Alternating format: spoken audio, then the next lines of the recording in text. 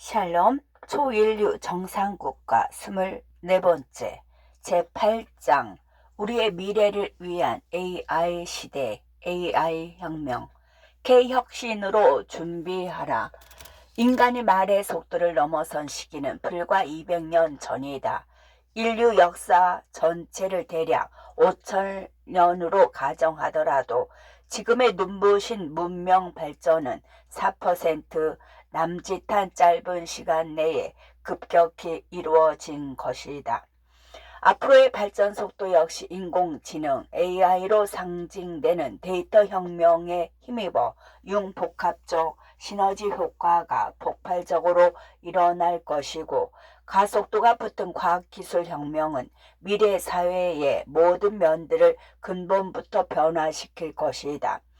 미래에 도래할 데이터 시대에 상응하는 정치적 상상력을 제시하기에 앞서 데이터 혁명 배경을 간단히 짚고 넘어갈 필요가 있다.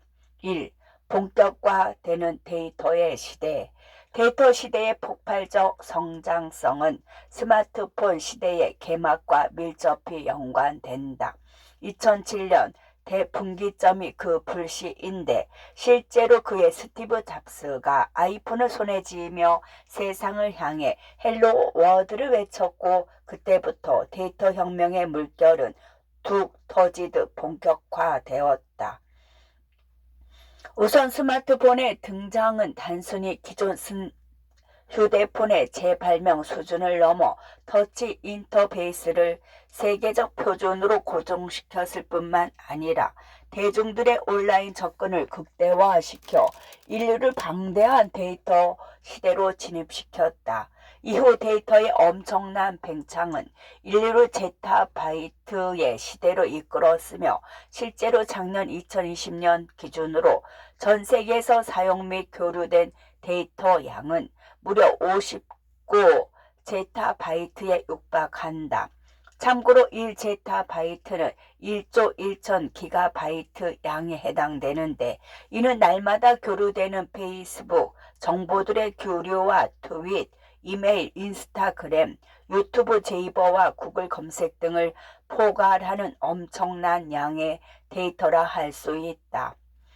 문제는 앞으로 필요한 데이터 양이 더 엄청나다는 것이다. 가령 자율주행 자동차가 도입되어 세계에 있는 모든 차종이 하나의 IT 기기로 탈바꿈한다던가, 모든 주택들이 스마트하우스로 변화되어 자동관리 기능들이 추가된다면 데이터 증가 추세는 극대화될 것이다. 아울러 예상치 못한 코로나19 사태로 인해 비대면 경제의 전성기까지 열린 상황이에 머지않은 미래에는 데이터양 자체가 인간 스스로가 만들어 놓은 국제도량형 총형 미터법을 금세 넘어서게 될 것이다.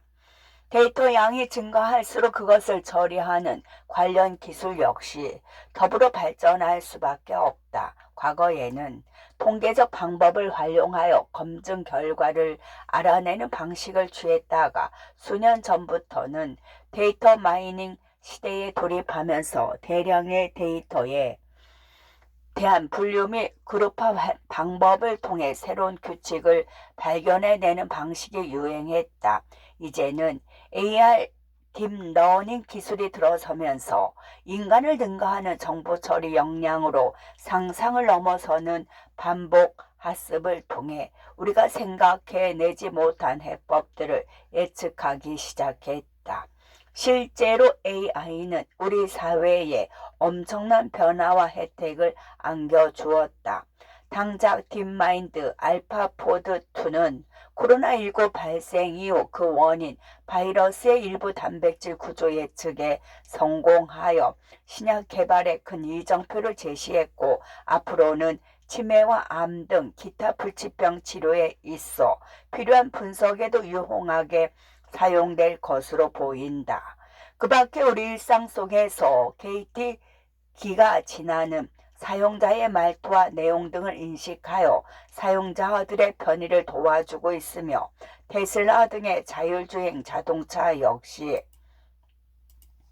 지속적인 업데이트를 통해 보조 주행을 비롯한 다양한 차량 제어 기능들을 선보이고 있다. 이 문제는 준비야 이 바보야 혁신 주도 성장을 위한 랩 코리아 프로젝트. 이런 시대적 변화가 눈앞에 들이닥쳤음에도 불구하고 한국 경제는 AI 패러다임 변화 가운데 총체적인 위기 상황에 놓여 있다. 무엇보다 우리가 준비되었느냐의 문제가 핵심인데 한국무역협회 국제무역연구원에 따르면 대한민국의 4차 산업혁명 경쟁력은 세계 주요국 가운데 19위에 불과하다. 특히 우리나라가 같은 아시아권인 싱가포르 1위, 대만 14위, 그리고 일본 10위에 15위에도 미치지 못한다는 것은 준비성 부재로 인한 혁신 부족으로 진단할 수밖에 없다. 그래서 혁신 주도 성장을 위한 밑그림을 국가가 주도해서 만들어야 한다. 슌페터는 혁신을 생산 요소의 결합이자 기존에 있는 요소들을 재조합하여 새로운 것을 창조해내는 것으로 보았다. 결국은 창조적 파괴를 연이어 일으킬 수 있는 혁신, DNA를 국가가 뒷받침해 주는 선제적 지원을 위해 데이터 시대에 편승한 랩 코리아 프로젝트를 생각해 볼 수 있다. 랩 코리아 프로젝트는 대한민국을 월드 클래스 디지털 테스트 베드로 위치시켜 세계 인류를 선도하는 트렌드세터 국가로 발전시키는 것이다.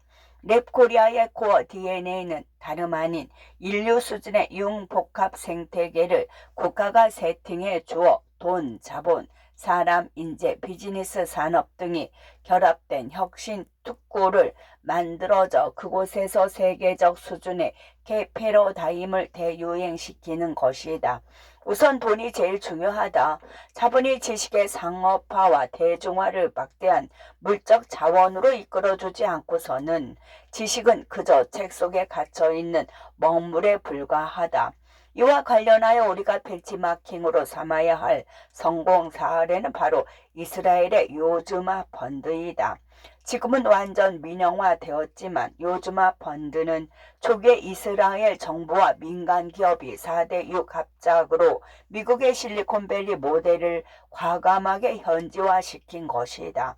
인류 800만여 명대에 불과한 국가에서 대수가 아닌 글로벌 정신으로 철저히 무장하여 탁월한 아이디어와 기능 능력을 갖춘 맞춤형 인재들을 발굴하여 집중 투자한 것이다.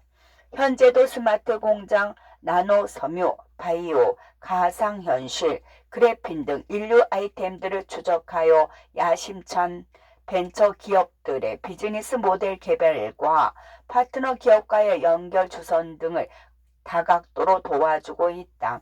대한민국의 경우 인류 DNA는 개별적으로는 갖추고 있으나 이를 하나의 생태계와 시스템으로 안착시키는 능력은 늘 떨어져 왔다. 가령 대한민국이 세계적 피겨스케이팅 선수를 배출했을지는 몰라도 과거 김연아 선수는 스스로 선장했을 뿐이다. 실제로 그녀가 10년 전 CNA과의 인터뷰에서 한국 내 턱없이 모자란 빙상 인프라 현실을 구체적으로 지적했는데 우리 정부는 언제나 천재 한 명이 알아서 큰 후에 숟가락 얹게 급급한 부분이 없잖아 있었다. 그래서 키워야 한다. 과거 케네디는 국가가 당신을 위해 무엇을 할 수 있는가를 묻지 말라고 말했지만 이제는 국가가 나서서 코로나19 시국 속 국민 개개인의 천재성을 일깨우고 꽃피울 수 있도록 책임져 주어야 한다. 노력이 천재의 몫인 것은 상식이지만 오롯이 자신의 실력을 꽃피울 수 있는 여건을 마련해 주는 것은 국가의 책임이다. 다행히도 대한민국은 이런 천재적 인재 양성을 꽃피울 수 있는 여지를 갖춘 나라이다. 국가의 방임 가운데 어설프게 방치되고 있는 천재성들이 이제는 하나하나씩 글로벌 시장을 향해 제대로 실력 발휘할 수 있도록 넛짓을 넣어줘야 한다. 3. K탈피 오트 안보에 특화된 미래 인재 양성 시스템 구축. 대한민국과 같이 징병제를 채택한 이스라엘에 탈피 오트를 대폭적으로 도입하는 것을 생각해 볼 수 있다. 지금 1970년부터 도입된 탈피 오트는 히브리어 단어 뜻 그대로 최고 중에 최고 인재를 선발하여 엘리트 군인으로 성장시키는 제도이다. 구체적으로는 물리학과 수학에 특화된 최상위권 학생들을 군, 학, 연계 프로그램에 편입시켜 최첨단 군사장비 연구를 포함하여 사이버 대전 핵심 자원의 상징으로 키워내는데, 여기서 키워진 인재들은 군 복무를 포함한 9년간의 이수 후에는 창업 영웅으로 데뷔한다. 한마디로 최고의 인재를 국가가 발굴하고 기원해 초반 사회 이력을 군에서 쌓도록 해준 후에는 창업 영역으로까지 진출할 수 있도록 중장기적으로 보장해 주는 것이다. 인류 인재가 초인류로 거듭나기 위해서는 자신의 실력 성장에 위협이 될 만한 요소들을 사전에 제거해 주어 쾌적한 환경을 조성해 주는 것이 필수적이다. 이는 특히 심리적인 요인과 맞닿아 있는데, 대한민국의 경우 군 이력을 대표적으로 개편시켜 우수 인재들의 중장기적 사회 진출과 역량 강화를 보장해 주는 형식으로 나서야 한다. 그렇지 않아도 코로나19 시국 속에 취업 대란의 그림자가 우수 이공계 영역으로까지 확장되고 있는 형국이다. 우수 인재들에게 국가가 먼저 이에 합당한 보장 체계를 만들어 국가에도 헌신할 수 있는 윈윈 모델을 하루빨리 확대할 필요가 있다. 실제로 고려대학교 정보보호학부 사이버 국방학과가 유사한 사례라고 볼 수 있다. 국내 최초의 사이버 보안 전문 장교 양성을 위해 국방부와 현업 모델로 만들어낸 이 학과는 4년간의 등록금 면제를 비롯하여 졸업 후 7년간 사이버 보안 전문 사관 장교로 복무한 후 민간 영역에 진출할 수 있다. 이처럼 엘리트 복무 체계를 활성화시켜 국가가 인재들을 보장해 줄 수 있는 사회적 안전망을 확실하게 보장해 주게 되면 개인의 실력이나 이력은 물론 국가 차원에서도 선순환 효과가 일어날 수 있을 것이고, 이를 정부가 더욱 과감하게 지원해 주어야 한다. 이토록 젊은 인재의 미래 불확실성을 국가가 사전에 제거해주고 이들의 잠재성과 전재성이 제대로 싹트고 열매를 맺을 수 있는 인재 제일 로드맵을 제시해 주어야 한다. 미래에 대한 투자를 지금부터라도 과감하게 진행시켜야만 향후 대한민국의 정상진을 그려내는데 이들의 역할이 제때 발휘될 수 있기 때문이다. 세계 최고 수준 대학 20개 이상 양성대학 이원화. 서울 소재 최고 수준의 학교들과 핵심 지방 국공립대학교들을 대상으로 국가가 이들에 대한 지원을 대폭적으로 확대하고 관련 규제도 풀어줄 필요가 있다. 우리나라는 대학교 숫자를 줄일 필요가 있다. 특히 경쟁력 없는 대학교들은 엄격한 검증을 거쳐 과감하게 동폐합시키고 예산 지원 역시 더 나은 성과로 이어질 수 있도록 개편해야 한다. 미국의 서부인재 요람은 버클리를 포함한 유시 계열의 탄탄한 공립학교들과 스탠퍼드와 칼텍으로 불리는 캘리포니아 공과대학 등 세계 최고 수준의 사립학교들이 양날개로 받쳐주고 있다. 또한 동부에는 여러 나라 사람들이 잘 아는 하버드와 예일 등의 아이비리그 학교들이 글로벌 인재들을 지속적으로 공급해주고 있다. 이제는 대학 교육은 수월성 모델과 평생교육 모델 등으로 이원화시킬 때가 되었다. 전자의 경우 대한민국 성장 동력을 지속적으로 이끌어낼 수 있는 플랫폼으로 키워야 하며, 후자의 경우 일반 교육과 더불어 재취업을 위한 직업교육도 포함하는 평생교육기관으로의 병행 운영을 고려해야 한다. 4. 대한민국 AI 혁명의 열매를 온전히 국민의 것으로 만들자. 데이터와 인공지능 AI 시대에 맞는 융복합 클러스터에 대한 얘기가 앞서 내가 생각하는 이해관계자 구성을 언급하고자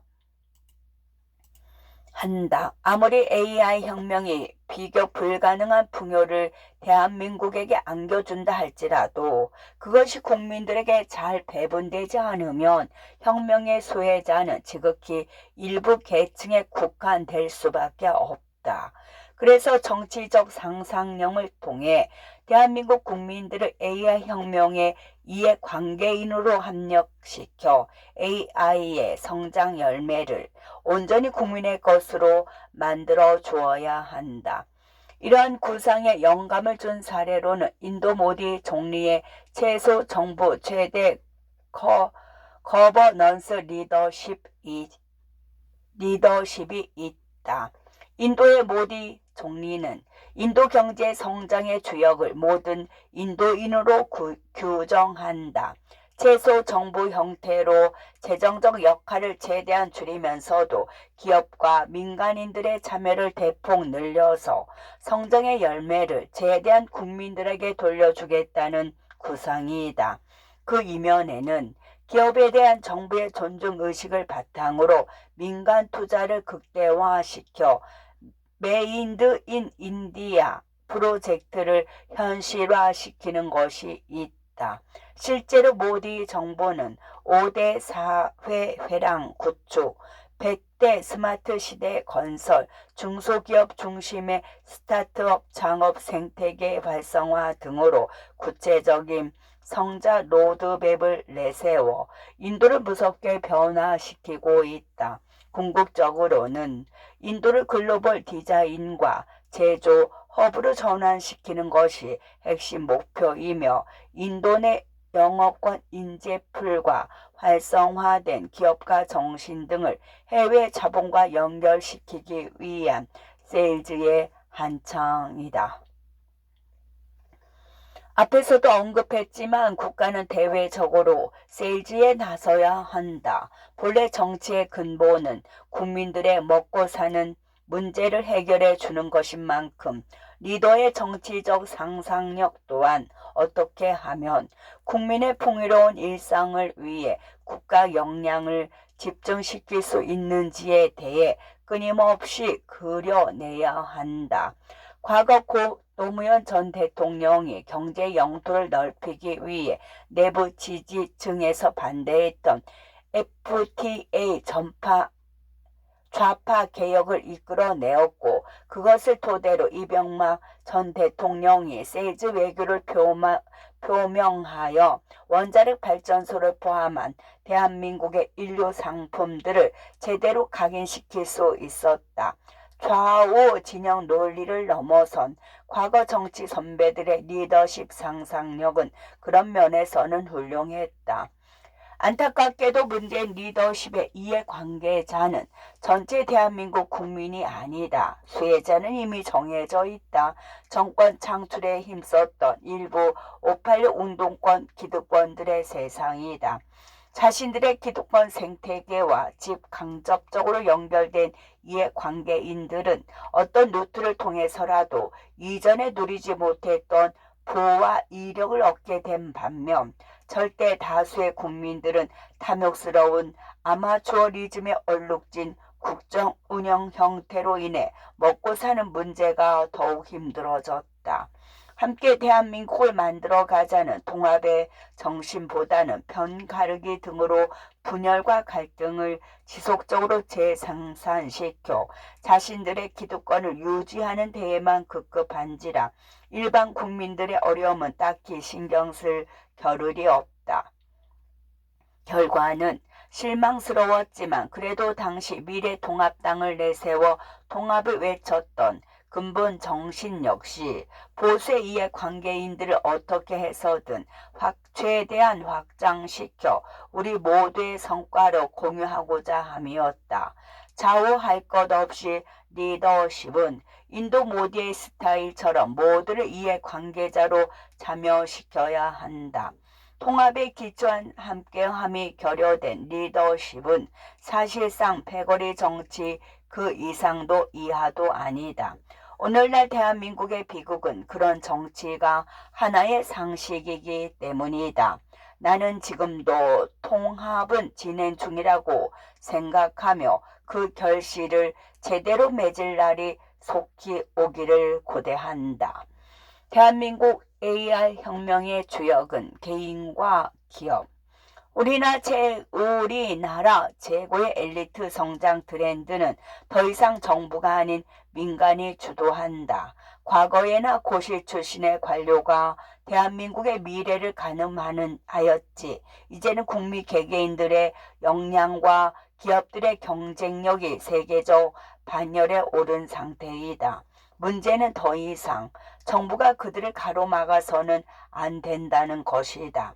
자유로운 개인과 기업의 실력 발휘를 최대한으로 존중해 주면서 정부는 최소한의 관리와 감시 기능만 수행하는 것이 바람직하다. 구체적으로는 K규제 개혁과 K혁신 특구 설치 그리고 미래 정책 대안들을 제안하고자 한다.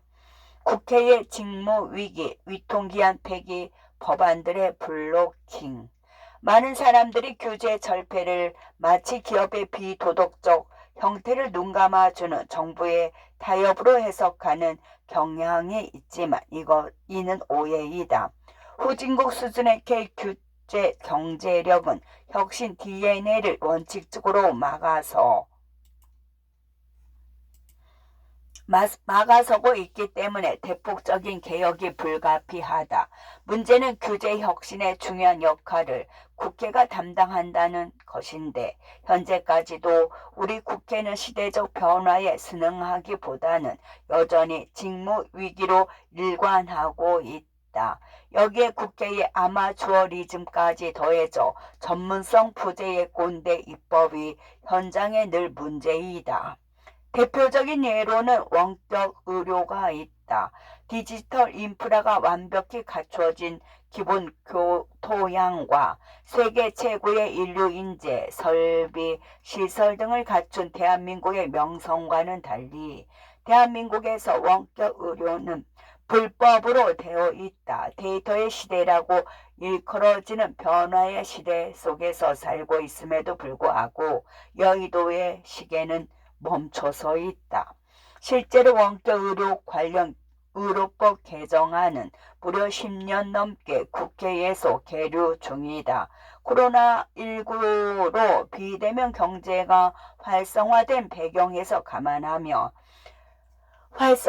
배경까지 감안하면 원격 의료가 국내에서 창출할 수 있는 헬스케어 시장 규모는 최소 수조 원에 이를 수 있음에도 말이다. 반면 미국의 경우 이미 투표 원룰을 도입하여 일개 규제를 신설하거나 강화할 때마다 낡은 규제 2개를 폐지하는 규제 개혁을 실시했다. 덕분에 미국은 이런 규제 혁신을 통해 법안 1개당 7.6개를 폐지했을 뿐만 아니라 약 50조 원의 비용을 절감하는 데 성공했다. 영국 역시 의회 임기 중 기업 규제 비용 감축 목표 설정을 지난 2015년부터 법적 의무화시켜 연평균 3조 원에 이르는 비용 절감 효과를 보고 있다. 이처럼 교재 혁신을 위한 시대적 흐름이 대세를 이루고 있음에도 불구하고 정작 우리나라는 180석 슈퍼 여당의 입법 독주로 인해 전문성 없는 법안과 규제들만 양적으로 늘어나는 것이 아닌지 우려된다. K규제 경쟁력 강화의 핵심은 단순히 규제의 덩치를 키우는 것이 아니라 질적인 수준을 높이는 것이다. 무엇보다 국회의 전문성 한계를 지적해줄 국제심의기관 설치가 중요하다. 이미 미국과 영국 등에서는 설치되어 규제 개혁을 위한 제도 정비에 나서고 있으며 우리나라 역시 규제 연고제 도입을 검토 중에 있다. 이러한 제도의 취지를 살리는 데 가장 중요한 변수는 바로 현장 목소리가 얼마만큼 반영되었는지 여부이다. 단순히 만들어진 규제들에 대한 형식적인 모니터링과 알림식의 역할만을 수행하는 것이 아니라 현장 속 중소기업들과 직접적인 이해관계들의 생생한 목소리들이 강력하게 반영될 수 있도록 조치해야 할 것이다. 끝.